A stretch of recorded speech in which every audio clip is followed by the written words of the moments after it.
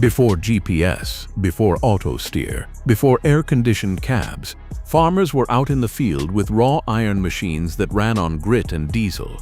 These weren't just tractors, they were the difference between feeding your family and losing everything. Some of these legendary machines worked fields that would destroy modern equipment. 10 tractors, 0 compromises, built to conquer any terrain, any condition, any challenge ever thrown at them. Number 1. John Deere Model D, 1923-1953. Let's kick things off with the tractor that defined an era, the John Deere Model D, produced from 1923 all the way to 1953. That's a 30-year production run. Think about that for a second. 30 years of the same tractor rolling off the line, and farmers kept buying it because it simply worked. The Model D was the first tractor John Deere ever built under its own name after acquiring the Waterloo Boy brand. It featured a massive 501 cubic inch two-cylinder engine, Deere's iconic Johnny Popper running on kerosene or distillate fuel.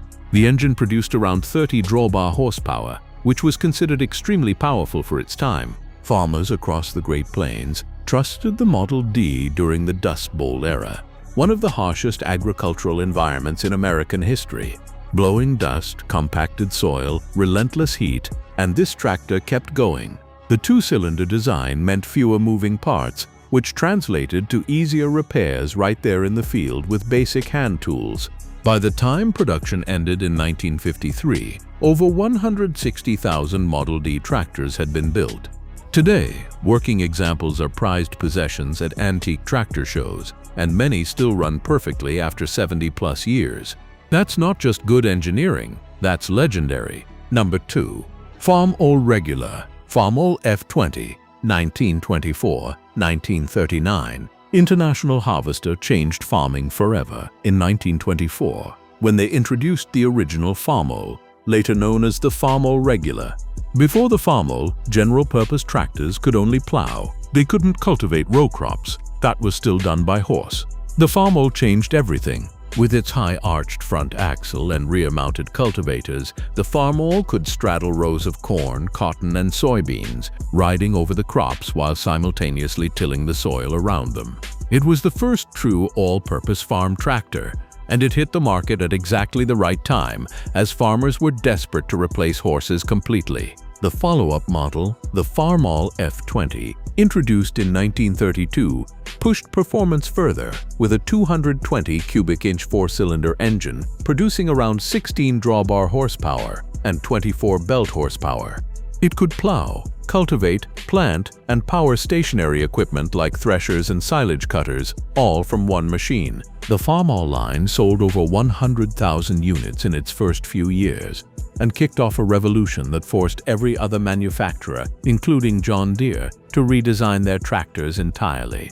In the world of row crop farming, there was life before the Farmall and life after it. Number 3. Fordson Model F, 1917-1928. You know Henry Ford built cars. But do you know that Henry Ford almost single-handedly mechanized world agriculture? The Fordson Model F, introduced in 1917, was the first mass-produced tractor in history. Ford applied the same assembly line thinking from the Model T automobile to farm equipment, and the result was a tractor that cost farmers just $395 in 1922. At that price point, small family farms that could never dream of affording a tractor suddenly could. The Fordson's four-cylinder engine displaced 251 cubic inches and produced around 20 horsepower. More importantly, the whole machine weighed only about 2,700 pounds, light enough to be versatile, but powerful enough to replace several horses. During World War I, the British government actually requested mass production of Fordsons to help feed the nation, as labor and horses were being consumed by the war effort. Ford produced 6,000 Fordsons for Britain in 1917 alone. By 1918, the Fordson commanded 75% of the US tractor market. Yes, it had flaws. Early models had a dangerous tendency to rear up backward on steep terrain, a problem that led to fatalities and eventually forced design changes. But the Fordson's sheer impact on global food production cannot be overstated. Over 750,000 were built during its production run. It democratized tractor farming. Number 4. Oliver 70, 1935–1948. In the mid-1930s, tractor design was mostly about function, with very little attention paid to form. Then Oliver introduced the Model 70 in 1935 and completely changed the aesthetic game.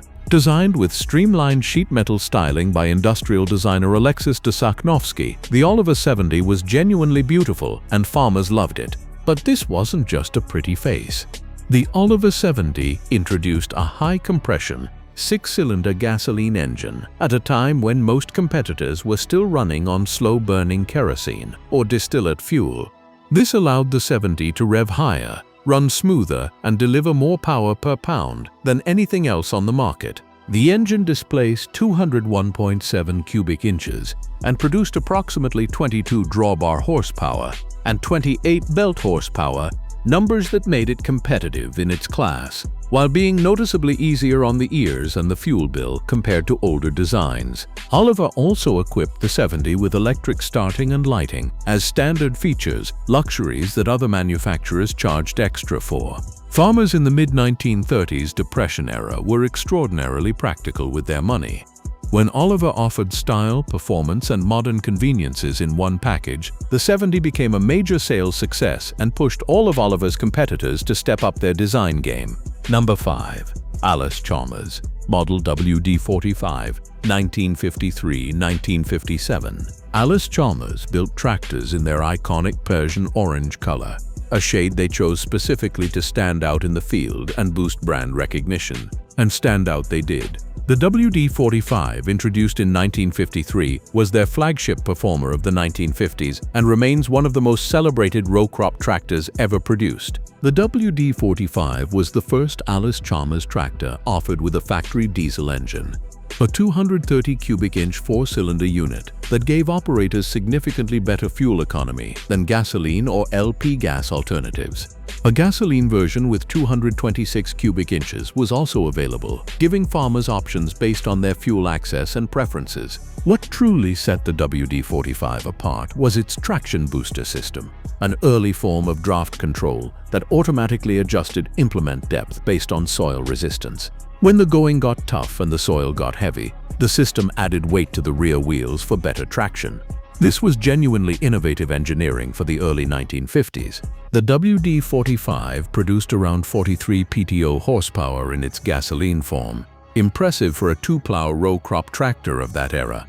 Allis-Chalmers built the WD45 through 1957, and surviving examples are extremely popular with collectors today, especially in original Persian orange paint. Number 6. Minneapolis-Moline UDLX Comfort Tractor, 1938. Now, here's a tractor that was so far ahead of its time, it actually failed commercially, but that makes it legendary. The Minneapolis-Moline UDLX Comfort Tractor, introduced in 1938, was the first production tractor in the United States to feature a fully enclosed, heated, cushioned cab with a car-like interior. Minneapolis-Moline's vision was audacious, a tractor you could drive to town on the highway and use to plow the field the same day.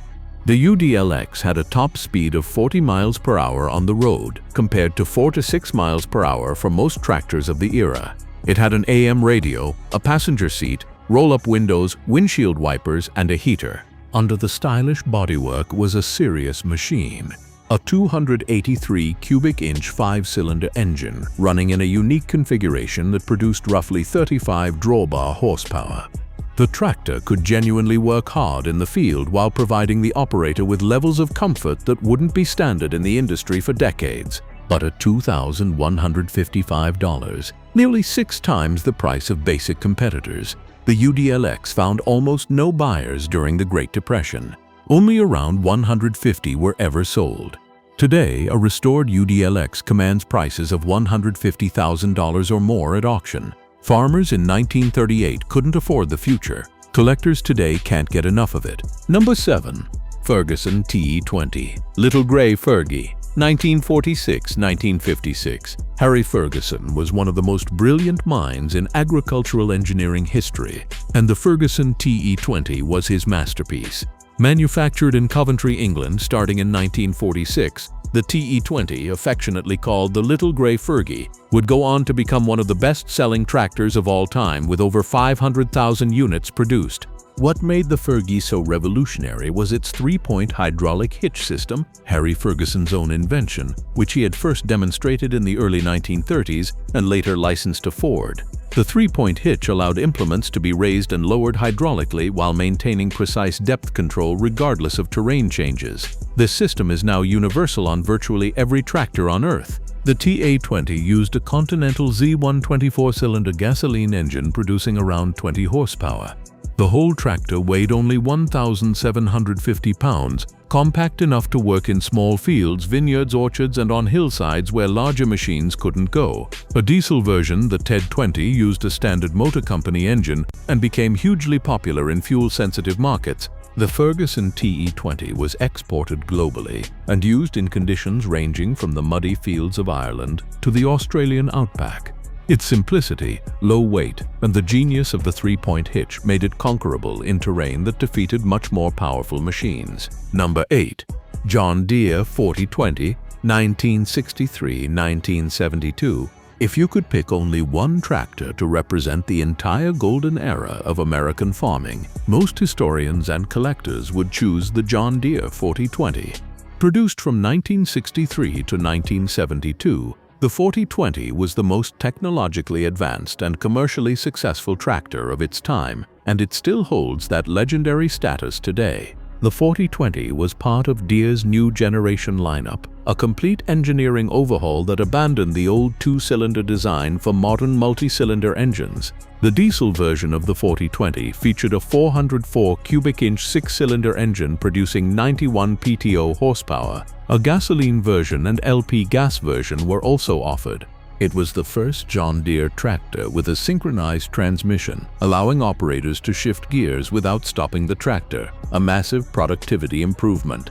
Power steering, hydraulic brakes, and optional power shift transmission all became available on the 4020, putting it years ahead of competition in operator ergonomics. Approximately 185,000 John Deere 4020 tractors were built during its production run.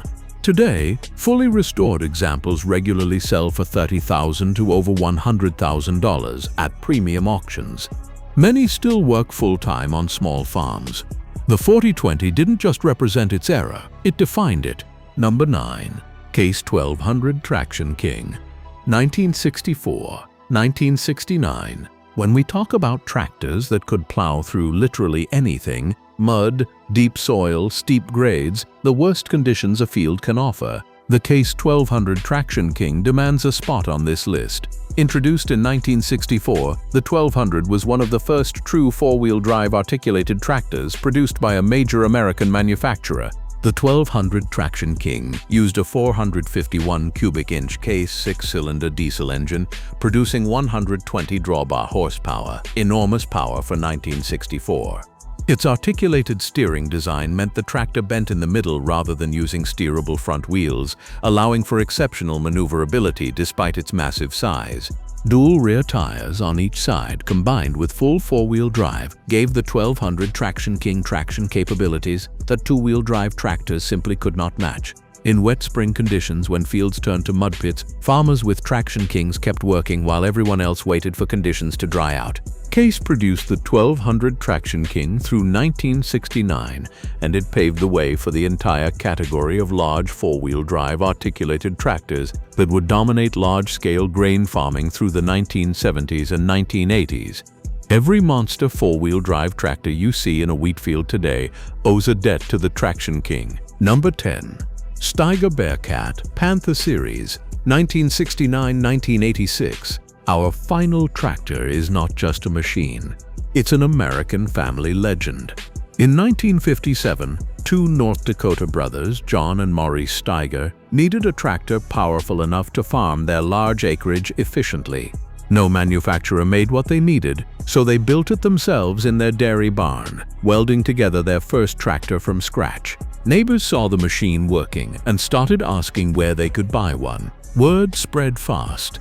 By 1969, the Steiger brothers had incorporated and were producing their articulated four-wheel drive tractors commercially, all named after big cats: Bearcat, Cougar, Lion, Panther, Tiger. The Panther, their largest and most powerful model, eventually offered engines producing up to 360 horsepower. Steiger tractors used Caterpillar, Cummins, and Detroit diesel engines.